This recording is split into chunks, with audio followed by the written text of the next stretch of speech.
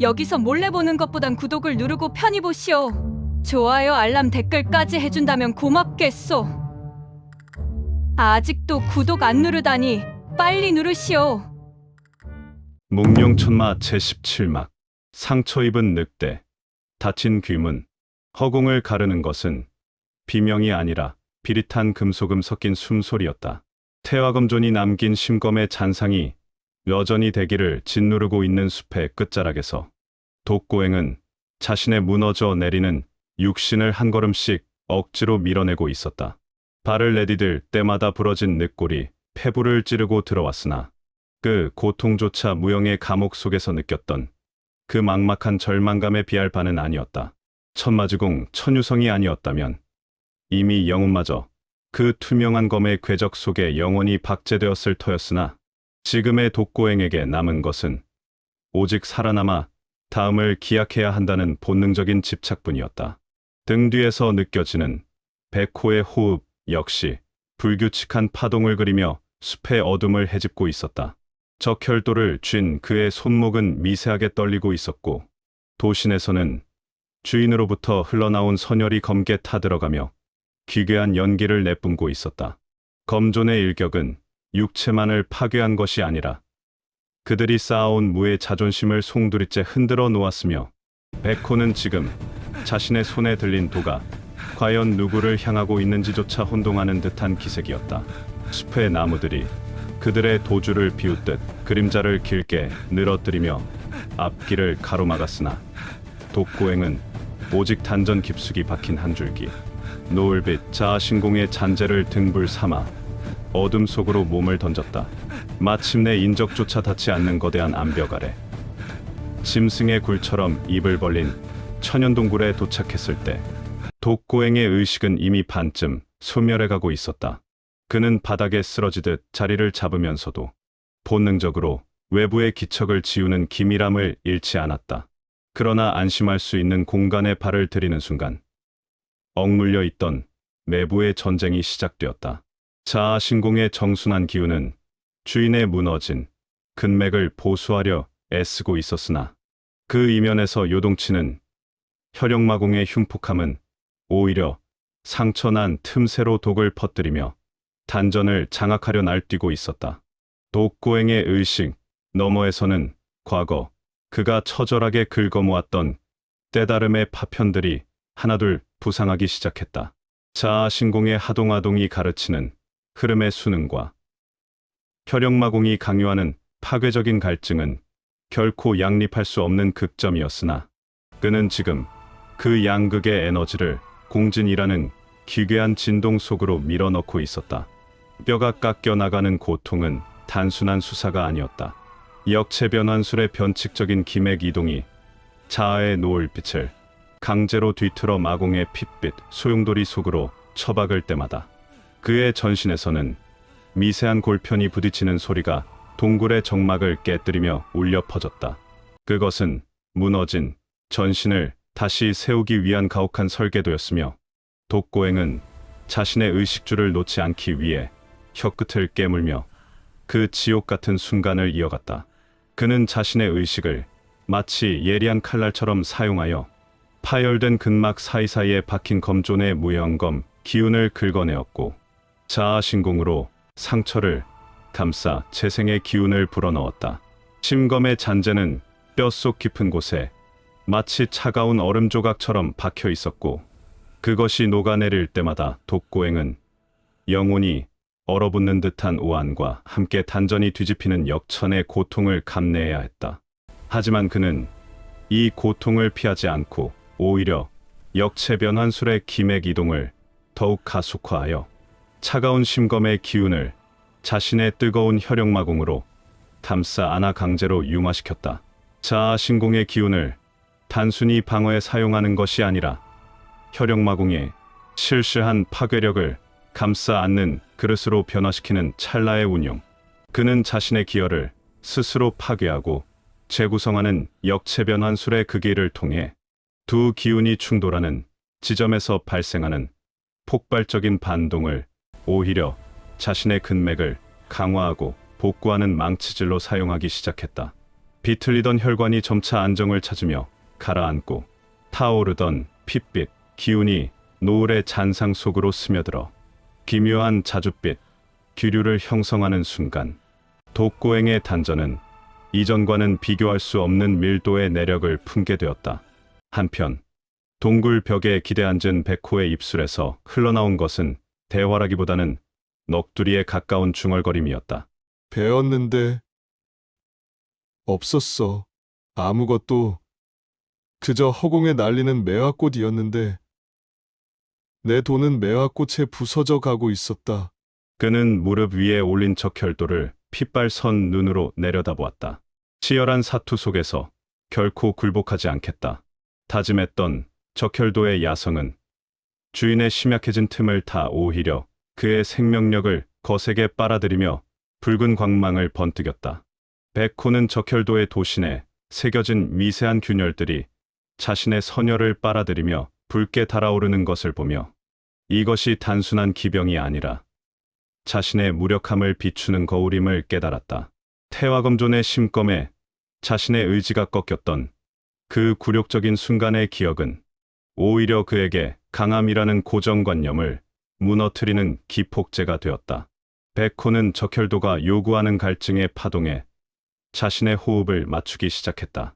도가 피를 원한다면 자신의 기운을 피처럼 붉게 물들여 내어주었고 도가 광기를 내뿜으면 자신의 평정심을 그 광기의 물결 위에 유연하게 띄워보냈다.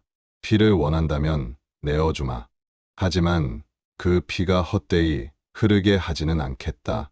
낮게 읊조리는 백호의 목소리에는 이제 떨림이 없었다. 적혈도의 도신이 내는 윙윙거리는 진동은 어느덧 백호의 심장 박동과 완벽하게 일치하기 시작했다. 뻣뻣하게 굳어있던 그의 도법은 이제 물처럼 흐르는 유연함을 머금게 되었으며 적혈도가 주인보다 앞서 나가려 할 때마다 그는 마치 채찍을 휘두르듯 부드럽게 그 기세를 가로채어 자신만의 궤적으로 귀속시켰다. 이것은 백호가 강의 무학이 유를 만나 비로소 완성되어가는 과정이었다. 독고행과 백호 두 사람이 각자의 심연 속에서 끌어올린 깨달음은 동굴 내부의 기류를 하나로 묶어 거대한 소용돌이를 만들어냈다.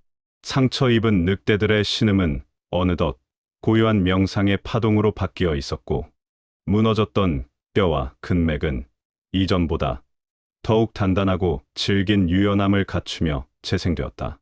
독고행의 공진이 만들어낸 자줏빛 기류와 백호의 적혈도가 뿜어내는 붉은 기세가 동굴의 어둠 속에서 거칠게 충돌하고 다시 화합하기를 반복하며 두 상처 입은 늑대들의 기세는 이전과는 차원이 다른 중후함과 예리함을 동시에 갖추게 되었다.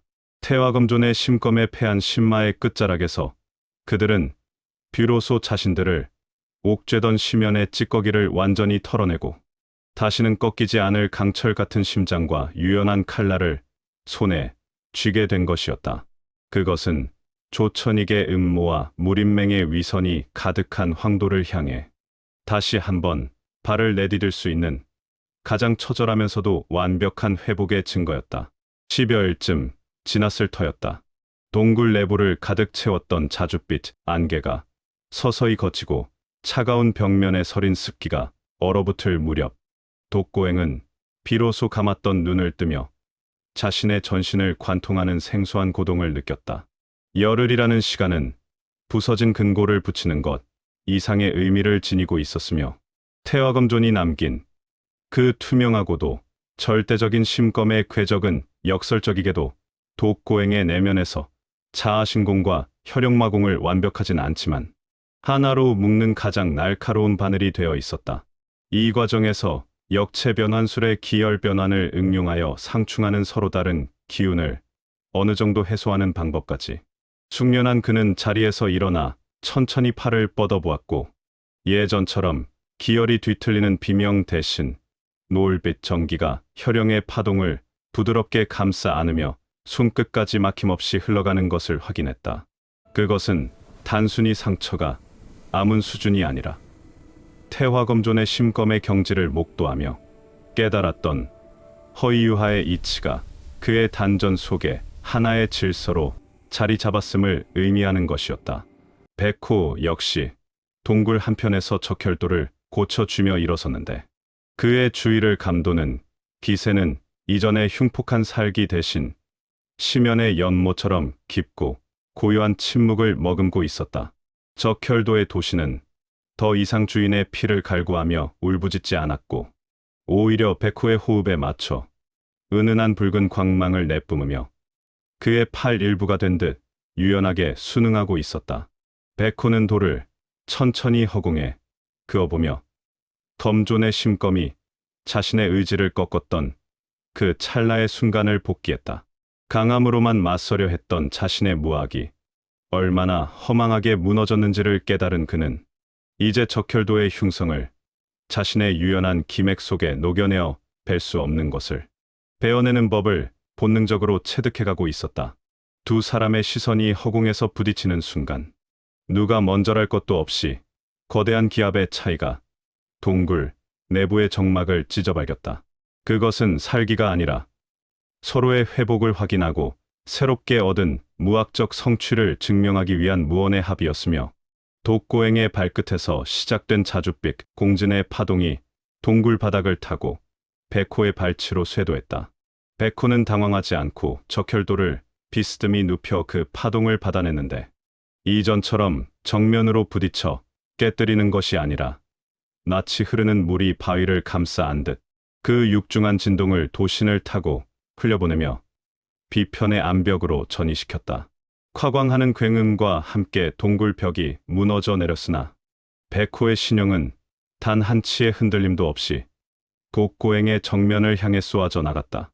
적혈도가 그리는 궤적은 이전보다 훨씬 정교하고도 부드러웠으며 독고행은 자신의 손가락 끝에 자아신공의 정기를 모아 그 도신을 가볍게 튕겨내었다. 열흘 전에 내가 아니로군. 독고행의 입술에서 흘러나온 짧은 감탄은 곧이어 벌어질 치열한 공방의 시작이었다.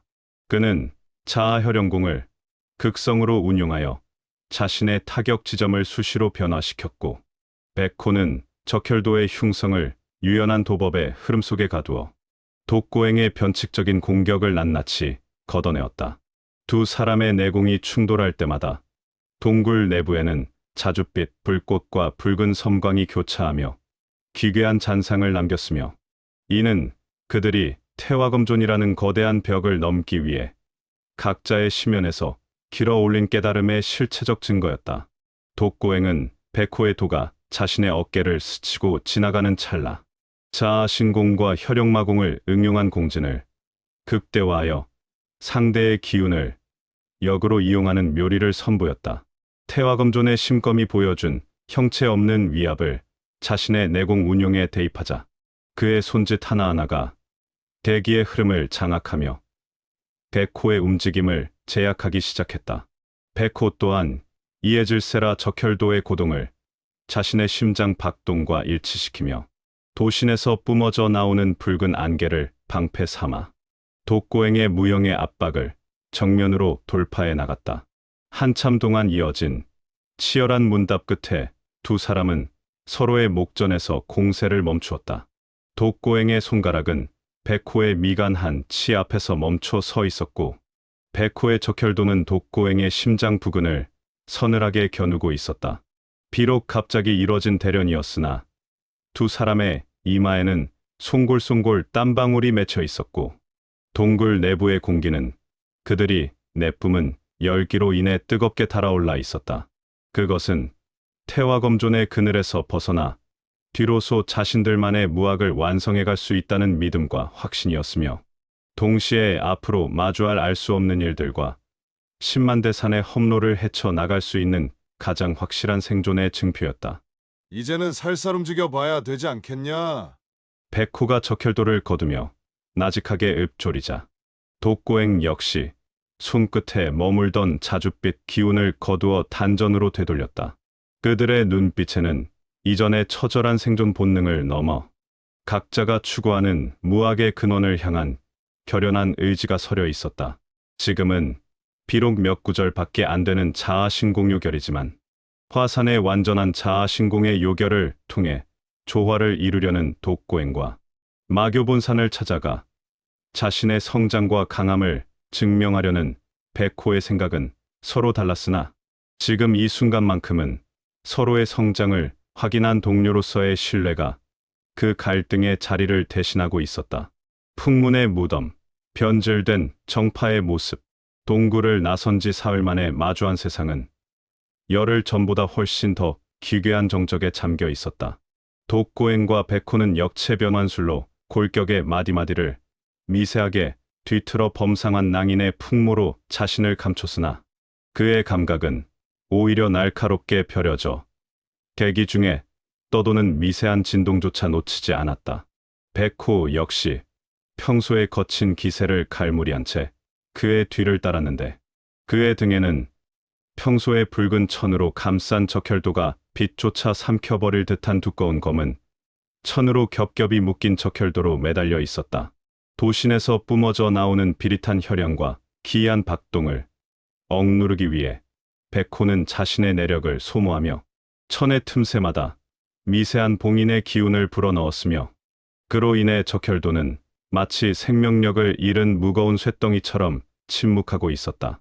그것은 적을 속이기 위한 위장이자 동시에 도의 흉성에 휘둘리지 않으려는 백호 나름의 처절한 수행이기도 했다. 그들이 도착한 곳은 황도로 향하는 대로변의 끝자락에 위치한 허름한 객잔이었다. 삐걱거리는 문을 열고 들어서자마자 훅 끼쳐오는 것은 매캐한 연기와 싸구려 독주의 냄새였지만 그 이면을 채우고 있는 것은 숨조차 크게 쉬지 못하는 자들의 억눌린 기세였다. 객잔 내부에는 대여섯 명의 무사들이 흩어져 앉아 있었으나 그들 중 누구도 노골적인 살기를 내뿜지 않았다. 오히려 그들은 평범한 장사꾼이나 유랑객처럼 보이기 위해 완벽하게 자신의 숨결을 갈무리하고 있었다. 하지만 독고행과 백호의 눈에는 보였다. 잔을 든 손목의 각도, 바닥을 딛고 있는 발꿈치의 미세한 긴장, 그리고 주변의 소음에 섞이지 않는 인위적인 침묵. 강한 자일수록 자신의 존재를 흔적 없이 지우는 법이었고 이곳을 채운 정적은 바로 그 고수들이 만들어낸 인위적인 압박감의 실체였다. 객잔 구석, 그림자가 가장 깊게 드리워진 자리에 앉은 두 사람의 귀로 주변의 대화들이 낮은 파동을 그리며 스며들었다. 시끄러운 객잔 속에서 속삭임처럼 들려오는 그 목소리들은 공포와 의심이 뒤섞여 비릿한 정취를 풍기고 있었다. 이보게, 정말인가? 화산파가 정말로 산문을 걸어 잠갔단 말인가? 태화검존 어른께서 장문인 허락도 없이 화산파는 무림맹에서 철수한다 하였다고 하던데. 옆자리에서 들려온 떨리는 목소리에 맞은편에 앉은 늙은 무사가 술잔을 만지작거리며 나직하게 답했다. 조용히 하게. 지금은 벽에도 귀가 있고 바닥에도 눈이 있는 시절일세. 무림맹 포고문에는 분명히 적혀 있었네. 마교의 죽은 줄 알았던 천마의 사제. 천마지공이라는 자가 나타나 비열한 사수를 써서 태화검존 어른을 패하게 만들었고 화산은 그 수치를 씻기 전까지는 세상과 단절하겠다고 말이야. 화산의 전설이 무너졌는데 일개 제자들이 무슨 힘이 있겠나. 말도 안 돼. 마교의 천마지공이 나타났다고? 죽은 놈 아니었어? 그 놈의 사형인 천마한테 죽었다던 놈이 20년이 지나 이제야 나타났단 말인가? 이보게들, 그나마 다행인 줄 아시게 20년 전에 나타났으면 천마와 같이 무림을 완전히 피바다로 만들었을 테고 우리도 이미 이 세상 사람이 아니지 않았겠나. 그나마 다행인 게 천마가 패해서 우리가 이렇게 마교 놈들 핍박할 수 있는 게 어딘가. 아, 맞다. 그리고 맹의 이야기인데 태화검존을 비열한 술수로 해한 마교놈들과 그 협력자 잡겠다고 길목을 막아놔서 여간 불편한 게 아닐세. 자네는 아직도 세상을 모르나? 지금 조천익, 맹주 대행께서 왜 10만 대산으로 향하는 모든 길목에 법집행당 무사들을 배치했겠나? 마교 놈들이 또 어떤 음독한 술수를 부릴지 모르니 아예 그 싹을 잘라버리겠다는 뜻이지. 지금 그쪽으로 향하는 자는 정사를 막론하고 즉결 처분이라는 소문이 파다하네. 정보상인 차림의 사내가 은밀하게 끼어들며 주변을 살폈다. 그의 눈동자는 쉼 없이 객잔 안을 훑고 있었는데 그 시선은 평범한 장사꾼의 탐욕이 아니라 상대를 해부하려는 무사의 그것에 가까웠다. 독고행은 잔 속에 담긴 술잔의 수면이 미세하게 떨리는 것을 보며 조천익이 설계한 이 정교한 공포 정치를 체감했다. 태화검존의 패배는 조천익에 의해 사술에 의한 패배로 둔갑했고 화산의 복무는 마교를 향한 적개심으로 포장되어 민심을 광기로 몰아넣고 있었다. 화산이 문을 닫고 마교 총본산으로 가는 길이 막혔다. 독고행이 나직하게 읊조리는 순간 객잔 한편에서 조용히 밥을 먹던 한 사내의 수저질이 찰나의 순간 멈추었다. 아주 미세한 반응이었으나 완벽하게 갈물이 되었던 그의 기세가 그 틈을 타 서늘한 냉기를 내뿜었다. 사내는 이내 아무 일 없었다는 듯 다시 식사를 이어갔지만 독고행은 이미 그가 무림맹이 보낸 감시자 중 한 명임을 확신했다. 조천익은 무력을 과시하는 대신 이처럼 일상의 틈새에 완벽하게 녹아든 고수들을 배치하여 보이지 않는 그물을 짜놓고 있었던 것이다. 저기 좀 보라고. 저 등 뒤에 검은 보따리. 기운이 예사롭지 않아. 건너편 탁자의 무사 하나가 백호의 적혈도를 힐끗거리며 속삭였다.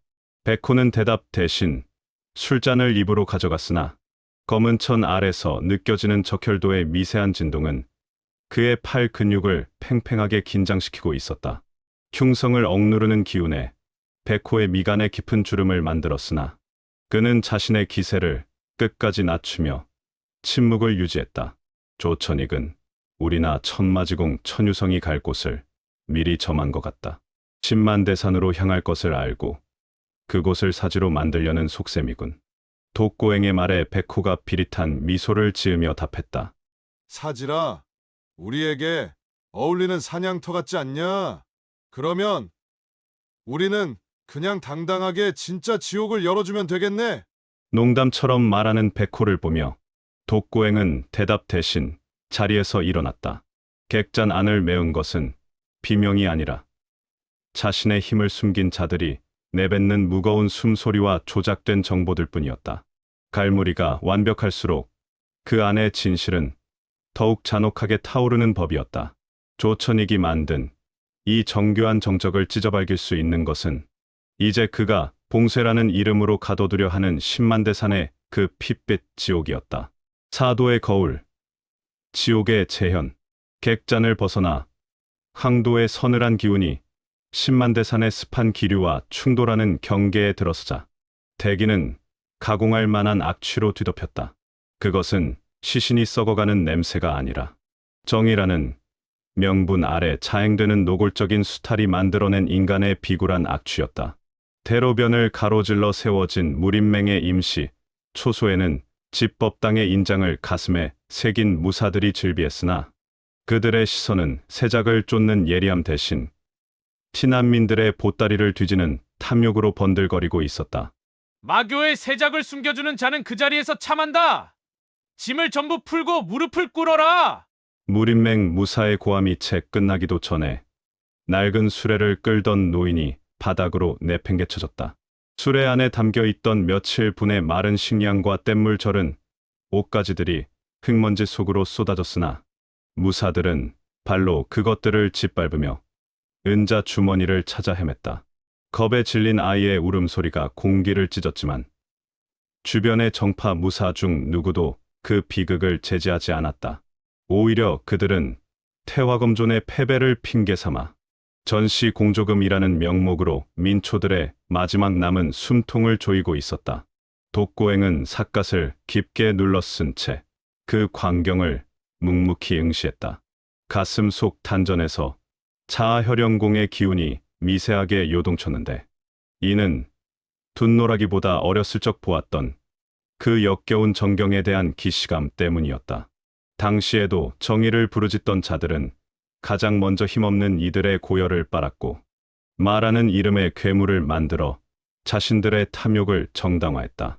독고행의 눈에는 지금의 초소가 거대한 아가리를 벌린 짐승의 목구멍처럼 보였다.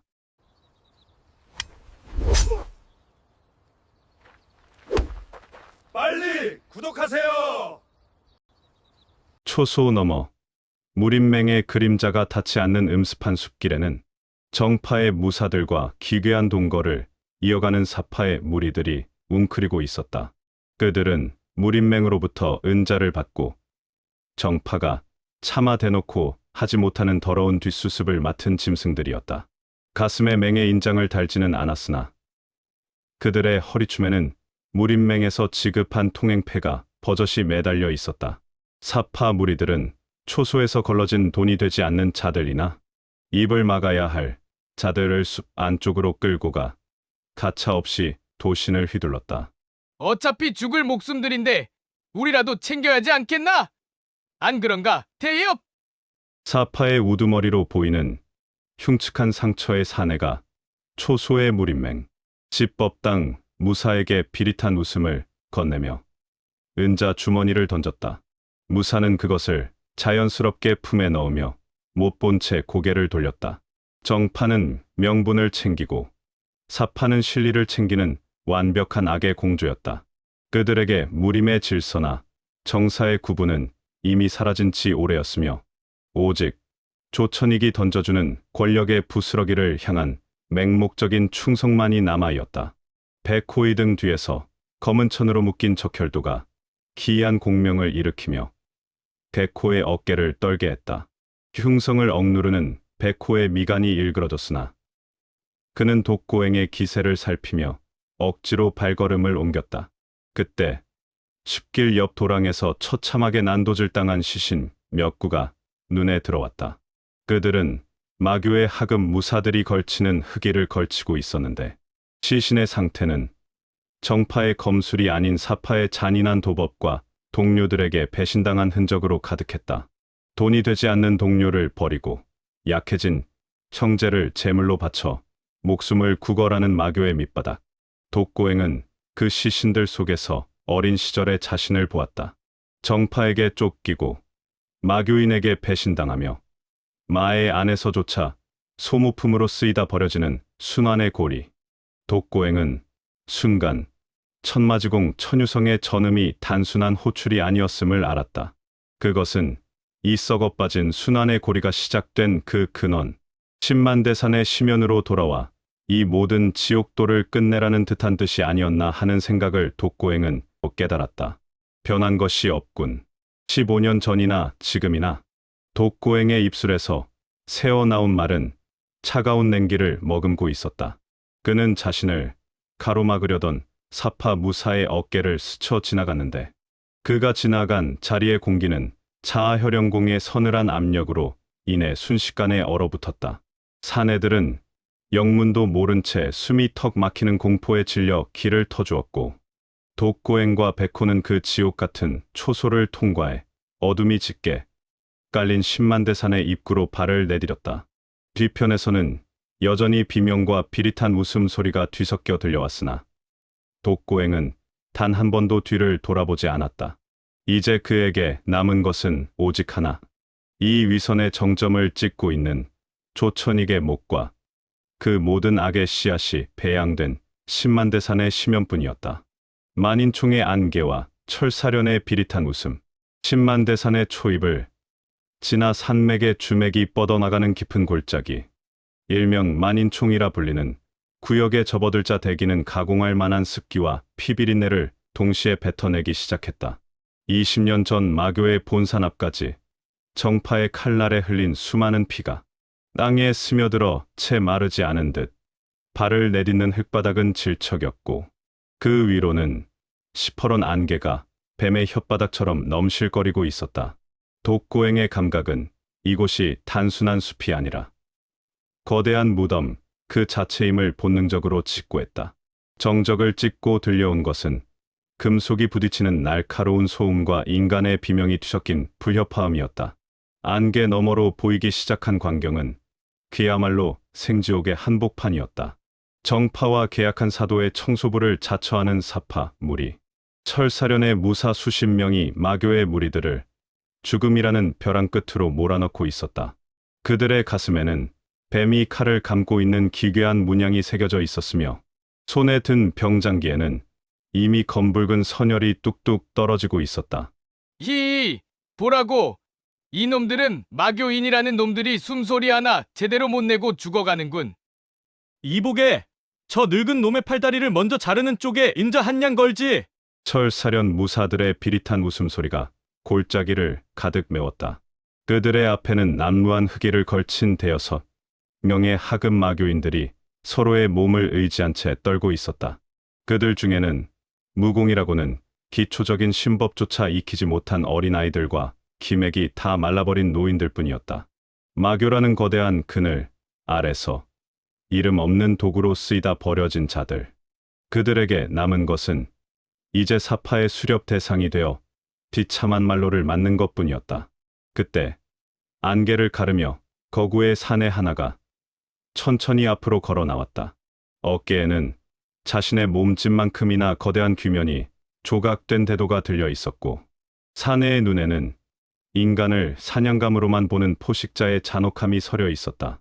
그가 바로 철사련의 행동대장이자 정파, 무사들조차 그 잔인함에 고개를 돌린다는 귀면도 전칠이었다. 시끄럽다. 한숨에 숨통을 끊으면 유희가 없지 않으냐? 무린맹에서는 이놈들의 머릿수대로 은자를 쳐주기로 했으니 최대한 고통스럽게 울부짖게 해라. 그래야 무린맹의 그 허울 좋은 정파 나리들도 우리에게 은자를 주면서도 조금은 두려워할 게 아니냐?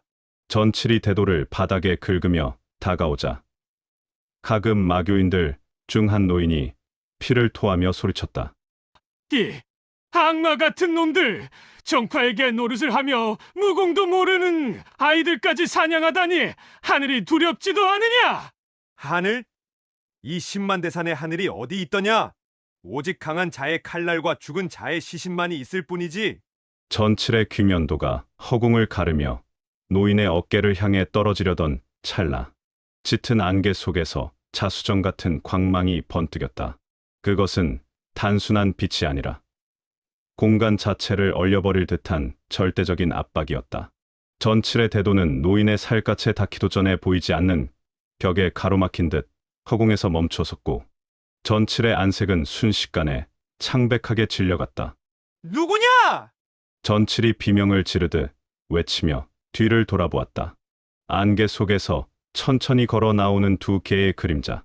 삿갓 아래로 차가운 안광을 내뿜는 독고행과 검은 천에 묶인 적혈도를 으스러지게 거머쥔 백호의 모습이 드러났다. 독고행의 발걸음이 지면을 디딜 때마다 자아혈영공의 진기가 파동이 되어 퍼져나갔고 철사련 무사들은 자신들의 심장이 누군가의 소나기에 쥐어 비틀리는 듯한 극심한 고통에 무릎을 꿇기 시작했다. 공간이 비틀리는 신음이 만인총의 안개를 갈기갈기 찢어발겼다. 전칠의 거대한 귀면도는 노인의 어깨 위 한치 허공에서 굳어버린 채 미동도 하지 않았고 대도를 거머쥔 그의 굵은 팔뚝 위로는 좁쌀 같은 소름이 돋아나다 못해 실핏줄이 하나둘 터져나가기 시작했다. 그것은 단순한 기세의 압박이 아니었다. 독고행의 발걸음마다 실려오는 자색의 징기는 대기를 고체처럼 굳히며 전칠의 폐부를 짓눌렀고 숨을 들이켜올 때마다 잘게 부서진 얼음 파편을 삼키는 듯한 극심한 통증이 그의 전신을 휘감았다. 전칠의 입술이 경련하며 허연 침이 섞인 신음이 흘러나왔다. 사도의 청소부라 자칭하며 수많은 생명의 목을 쳐온 그였으나 눈앞에 서서히 모습을 드러내는 두 존재가 발산하는 기운은 인간의 그것이 아니었다. 특히 삿갓 아래로 번뜩이는 자색의 안광과 마주한 순간 전칠은 자신의 영혼이 차디찬 나락으로 추락하는 듯한 환각에 사로잡혔다. 그것은 포식자를 만난 짐승의 공포를 넘어 신격 앞에 선 미물의 본능적인 절망이었다. 정파의 은자를 받고 마교의 힘없는 가솔들을 도살하는 것이 너희 철사련의 삶의 방식인가? 독고행의 목소리는 낮았으나 골짜기 전체를 울리는 거대한 종소리처럼 전칠의 뇌를 흔들었다. 그 말에 담긴 서늘한 살기에 주변의 무릎을 꿇고 고통스러워하던 철사련 무사들 중 몇몇은 이미 기혈이 뒤틀려 눈과 코에서 검붉은 선혈을 쏟아내며 바닥에 고꾸라졌다. 무림맹의 정파라는 명분 뒤에 숨어 권력을 누리던 사파의 흉수들에게 지금 눈앞의 상황은 이해조차 불가능한 재앙의 도래였다. 전칠은 본능적으로 죽음을 직감했다. 그는 으스러지는 손가락의 뼈마디를 억지로 움직여 대도의 자루를 고쳐 잡으려 필사적으로 발악했다. 사파의 고수로 이름 날리며 익혀온 혼원사공을 끌어올려 보았으나 단전에서 솟구치는 기운은 독고행이 펼쳐놓은 자색의 영역에 닿자마자 눈 녹듯 사라져버릴 뿐이었다. 이 괴물 같은 놈! 무림맹에서 이 사실을 알면 너희는 무사하지 못할 것이야! 감히 무림맹의 일을 방해하다니! 절망에서 기인한 전칠의 비명이 안개 속으로 흩어졌다. 하지만 독고행의 눈빛에는 그 어떤 흔들림도 없었다. 오히려 옆에 있던 백호의 손안에서 들려오는 기괴한 명동이 전칠의 공포를 극대화했다. 검은 천에 겹겹이 쌓인 적혈도는 주인의 살기에 반응하며 마치 살아있는 생물처럼 꿈틀거렸고 천 틈새로 새어나오는 붉은 마귀는 이미 주변의 흙바닥을 붉게 태우고 있었다. 백호의 눈은 이미 인간의 감정을 거세한 채 오로지 혈로를 열어젖힐 준비를 마친 맹수의 그것으로 변해 있었다. 독고행이 한 걸음 더 내디뎠다. 그 순간 전칠이 들고 있던 거대한 귀면도 표면에 수만 개의 균열이 가기 시작했다. 보이지 않는 거대한 힘이 대도를 지시기는 형국이었다. 강철이 비명을 지르며 가루가 되어 흩어지는 소리는 곧 전칠의 심장마저 부숴버릴 듯한 압박으로 변했다. 그는 자신의 목숨이 저 차가운 독고행의 손가락 끝에 달린 한 줄기 실바람보다 가벼워졌음을 깨달았다. 만인총에 가득했던 비릿한 피비린내는 이제 포식자의 살기에 밀려 자아의 서늘한 기운으로 완전히 대체되어 가고 있었다. 독고행의 손가락 끝이 허공을 가볍게 튕기자 전칠의 가슴팍을 짓누르던 계기압이 일순간 응축되었다가 폭발했다. 그것은 소리 없는 붕괴였다. 전칠의 거구는 비명 한 자락 내뱉지 못한 채 뒤로 날아가 만인총의 거대한 바위벽에 처박혔다. 쿠릉거리는 소음과 함께 바위가 갈라졌고 전칠의 전신에서는 기경팔맥이 일시에 터져나가는 불쾌한 파공음이 이어졌다. 자아혈영공의 진기는 그의 단전을 뿌리째 뽑아버렸고 사파의 고수로 나름 이름을 떨치던 귀면도 전칠은 그저 숨만 헐떡이는 고기 덩어리로 전락했다. 대장, 이놈들 감히 철사련에 모독하고도 무사할 줄 아느냐? 모두 죽여라! 바닥에 엎드려 고통스러워하던 철사련 무사들이 공포를 이기지 못하고 광기로 무장한 채 달려들었다. 여러 자루의 검과 도가 안개를 가르며 독고행과 백호를 향해 쏟아졌다. 하지만 그들의 공격이 닿기도 전에 백호의 손에서 잠자던 적혈도가 마침내 갈무리에 둔 흉성을 드러냈다. 검은 천을 뚫고 솟구친 선혈 같은 도광이 만인총의 시퍼런 안개를 붉게 물들였다. 백호의 신형이 흐릿해짐과 동시에 사방으로 흩어지던 철사련 무사들의 목이 허공으로 솟구쳤다. 백호의 움직임에는 한치의 망설임도 없었다. 적혈도는 주인의 살기에 호응하며 더욱 검붉게 타올랐고 도신이 한 번 휘둘러질 때마다 서너 명의 수급이 바닥을 굴렀다. 그것은 전투라기보다 일방적인 도살에 가까웠다. 억눌려 있던 백호의 본능이 적혈도의 마귀와 결합하여 만인총을 진정한 생지옥으로 탈바꿈시켰다. 사방에서 터져나오는 비명과 사지가 절단되는 소리가 불협화음을 이루었으나 독고행은 그 광경을 무심한 눈으로 응시하며 전칠이 처박힌 바위 쪽으로 천천히 걸음을 옮겼다. 무림맹이 너희에게 약속한 것이 무엇이냐? 마교의 힘없는 가솔들을 죽이고 얻는 은자 몇 푼에 영혼을 팔았느냐? 독고행의 물음은 전칠의 고막을 찢고 뇌리에 박혔다.